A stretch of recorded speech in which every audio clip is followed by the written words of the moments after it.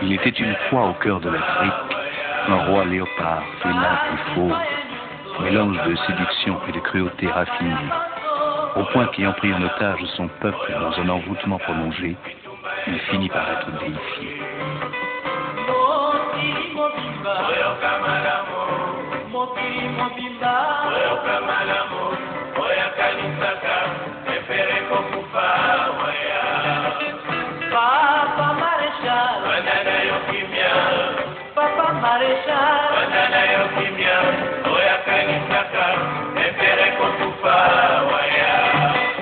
Chants et danses populaires n'avaient pas de répit pour ce grand chef coutumier, ce roi ubuesque, cet empereur baroque. Mobutu, oye! Mamoudou, oye! Anakina!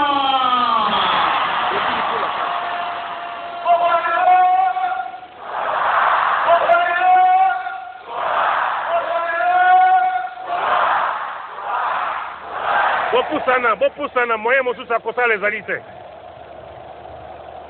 Avancez.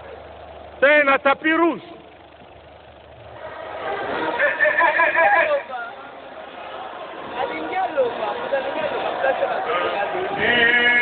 Nous sommes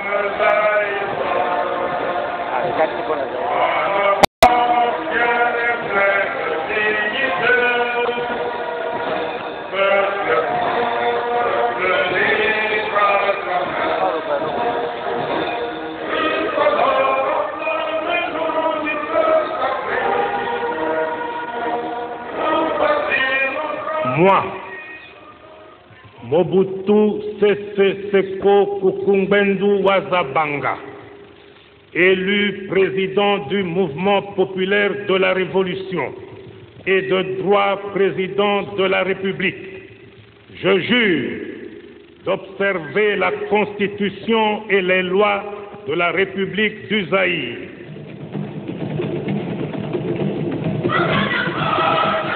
En pleine colonisation, Mobutu naît au Congo belge, au cœur de la luxuriante forêt équatoriale, dans un pays de démesure, au sol et au sous-sol infiniment riches.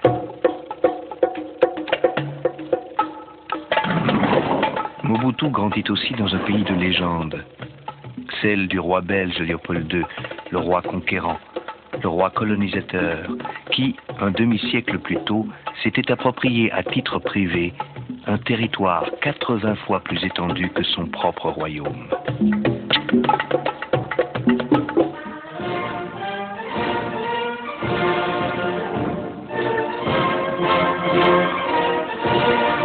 Embrigadé de force pour cause d'indiscipline au cours de ses études chez les pères missionnaires, Mobutu fait l'apprentissage de la soumission et des humiliations de l'armée coloniale pendant 7 ans.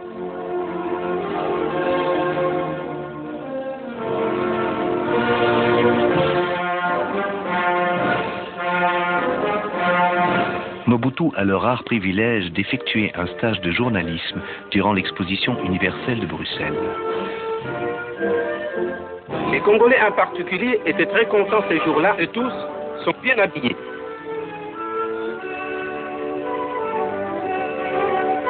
Beaucoup se firent accompagnés de leurs femmes.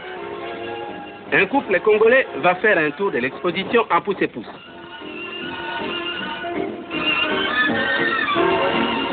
Les voilà en route. Ils sont souriants et très curieux des belles choses qu'ils voient autour d'eux. Représente des autochtones en quelque sorte dans la rédaction de l'avenir.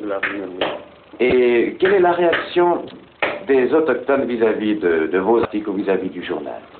La réaction, n'est-ce pas, est nuance, parce que quand aujourd'hui, par exemple, je prends position sur un problème bien défini, tous mes lecteurs sont d'accord avec moi. Je vais vous citer un cas. Oui. Il y a 3 mois, j'ai pris position sur un problème de salaire, sur le problème des salaires. Tous mes lecteurs étaient avec moi parce que j'ai trouvé que les salaires du Congolais étaient bas. Le lendemain, quand j'ai dit à mes lecteurs qu'il fallait aller doucement comment dirais-je, dans les réventions, Oui, n'est-ce pas? Oui, il faut être prudent. Et ils ont trouvé, n'est-ce pas, que j'étais traître, n'est-ce pas, je trahissais la cause, n'est-ce pas, des Congolais. Le métier de journaliste n'est pas tout pour. On va par là, n'est-ce pas, que le public vogue, enfin. De retour au Congo, Mobutu est un des seuls journalistes à témoigner des émeutes et des manifestations anticolonialistes des Congolais. Peu de temps après les événements, Patrice Lumumba, le leader nationaliste dont Mobutu est déjà le disciple, est arrêté par les autorités coloniales. Un an plus tard, libéré de sa prison, Patrice Lumumba, le héros du peuple congolais, arrive à Bruxelles pour y négocier l'indépendance de son pays.